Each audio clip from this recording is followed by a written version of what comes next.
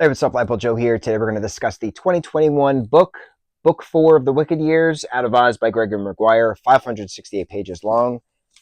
Textbook. Textbook. 568 pages long. Textbook. I audiobooked this novel. I couldn't sit down and read page to page. I've learned through binging these, not binging, but I've learned by reading these Gregory Maguire books, these Wicked books, is that there's a lot of unnecessary detail to get from point A to point B to point C, and I can't do it. I can't do it.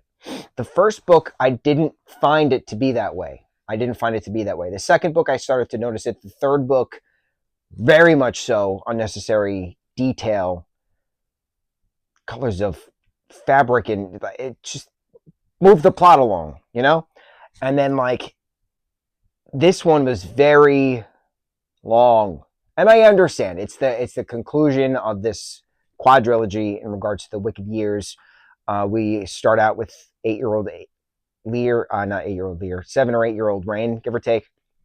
And we end with her at like 16 or something like that, 16, 17, leaving Oz. So it's 8 years worth of book. And in hindsight, all the other books are many a year's worth of story. So it's not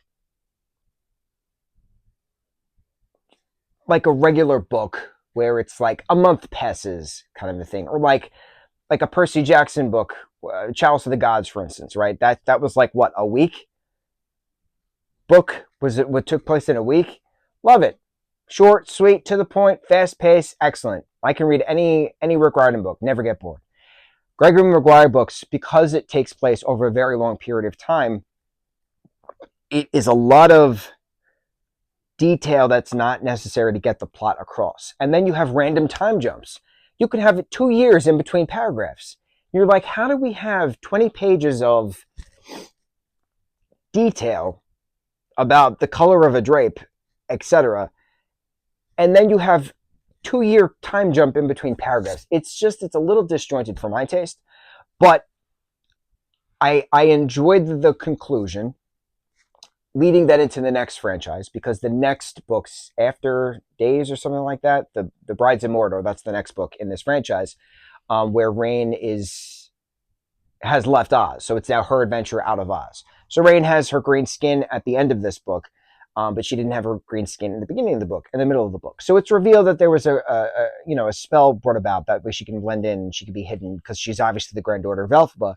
So nobody wants the Emerald City, her great uncle Shelthrop, to be take advantage of her. And where's the Grimoire? Where's the book the entire time? So it's neat getting everybody's stories together. Finally, the reconciliations, the reunions, Lear and Nora getting back together, Lear and Kendall getting back together, Lear and Trism getting back together at one various point. Everybody has their own reconciliations and stuff. I don't understand why Dorothy was in this book. I don't get it. Like, they explained that Oz years go much faster than human years outside of Oz, and Dorothy is like 16, and this is the first time she's back in Oz. But so much of this book annoys me, because a lot of the stuff that is influenced from L. Frank Baum's books is just an influence. It's not an actual, like, this is the character kind of a thing. I kept forgetting a lot of points where this is not the same universe as the movie. This is not the same universe as the original book. This is not the same universe as the Wicked musical, technically, which is based on these books, which is based on the first book. It's its own separate canonized universe in this multiverse of Oz. And when you have Tip being a main character in this, meeting up with Rain after she escapes school at one point, and the two of them have years worth of adventures and then start to get physical with each other, intimate with each other. And I'm like, this is weird to read, because Tip is a 10-year-old boy in the book, in the second book, and he's turned back to Ozma. It's revealed that he's Ozma the entire time, that the witch Mombi had transformed her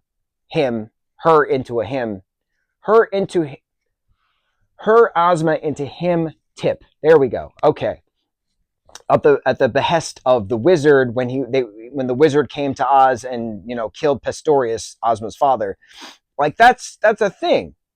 And so like things are mentioned, but like Mombi's now the ruler of Munchkinland at one point, and Tip's been on this multi-year adventure with Rain to get away from Mombi and then like go back to Mombi, and then Mombi releases this spell from the Grimoire after it's taken from Lion and Nor, and it's a thing, right?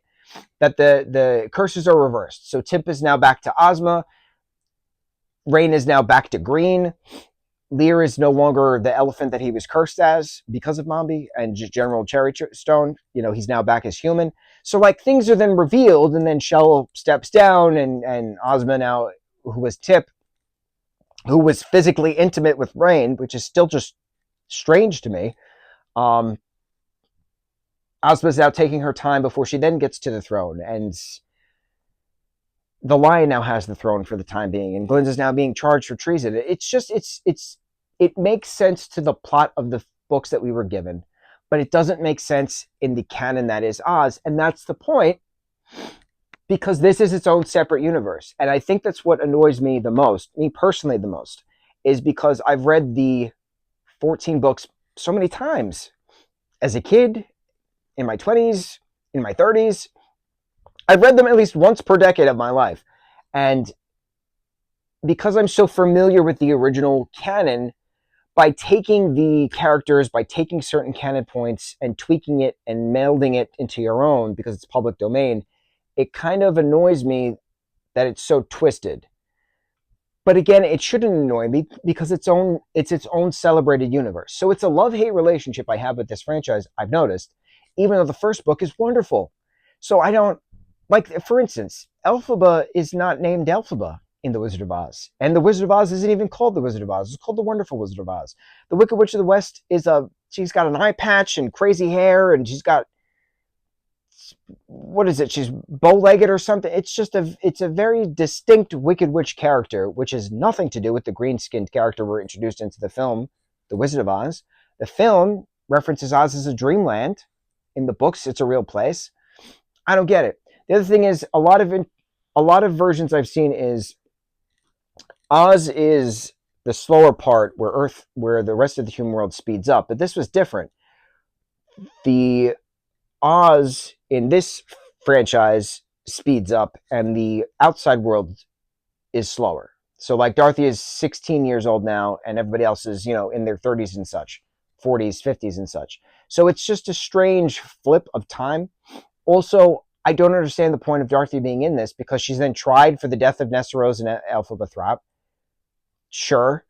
She then escapes with the Lion and Nor and the rest of the time dragon trope and Rain and with the Grimoire, and Toto's Missy at one point, and like, it doesn't make sense because in the books, Ozma and Dorothy are best friends. 10-year-old Dorothy and 10-year-old Ozma are the best of friends, or 12-year-old Ozma and 10-year-old Dorothy are the best of friends. But again, it's not the books. It's its own separate thing, and I keep getting into that mindset because that's what I'm familiar with, and it's my own fault. It's my own fault. I assumed it was going to be the same universe going forward, but again, I should have known better, because the Wicked Witch of the West is not named Elphaba, nor is she green-skinned in the original books. I don't know what I was expecting, to be honest, because I thought it was all tied together, but it's not tied together. And by reading the first two books, I was more on the musical high, because the musical is gorgeous. I'm going to be seeing the musical next month. I'm very excited. Again, I saw it when it originally came out, but I haven't seen it in 2 decades. It's been a while. So I'm excited to see it again, because the film with Cynthia Erivo as Elphaba and Ariana Grande as Glinda was absolutely gorgeous. Absolutely gorgeous. So I'm very excited to see it again on stage. I'm very excited to see the final film this end of the year. I'm curious if they're going to do more films somehow, magically, maybe. There's another Wicked book called Elfie coming out this month by Gregory Maguire. This is the child years of Elphaba when she was in Munchkinland. So I'm very curious how that book's going to be. But it's my own fault. I assumed it would be more of the books, but I genuinely kept forgetting throughout that it's not the books. And I think that's why I was weirded out by a lot of stuff in this book, in this particular 568-page book, because it has nothing to do with the books that I myself am very familiar with. It's its own interpretation of characters and storylines and plots from the books. I just wish it was all connected, but it's not. So I'm curious what happens next, what Rain does next on her adventure outside of Oz. I'm curious if we get more characters thrown in the mix. I'm curious. I don't like how long this was, but again, I understand each Wicked book takes place over many years. I just don't understand the disjointed. Why is 20 pages dedicated to one description of why the drape is looking this way versus time jump 2 years here and 3 years there between paragraphs? It's a little strange for me. We read it. We're 4 in to this franchise. We're going to be starting Witches of Mordor. No, Brides of Mordor. That's the next one in this franchise. But I like the Rain character. I like her. I like her character. I'm very excited to see what she does next. I hope it's for good. The best part of this entire book, Out of Oz, was when one of the characters was saying something about wishing, and they're like, "Don't wish, don't start, wishing only." And then she just stops, and she's like, "Never mind." And I laughed my ass off audioing it because that's literally it's a lyric from Wicked. Don't wish, don't start, wishing only wounds the heart. And it's funny because I know what Greg specifically put it in there. Greg's a smart man. I give him credit where credit is due. I also myself don't like the continuous war plot of Munchkin Land versus the Emerald City, because war's messy and war's reality, and you normally read fiction to escape reality. So I didn't feel it to be an escape.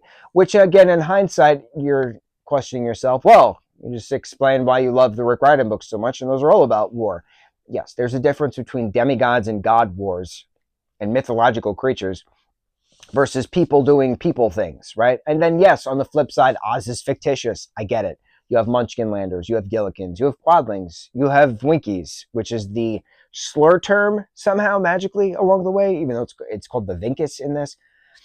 Things change. I get it. But it was too war. I would have liked more magic in a book about magic. Not many spells in this book of witches. I don't know. I don't know how to explain it. It was on our list. We read it. Out of Oz. On to the next review. Mucho mahalo.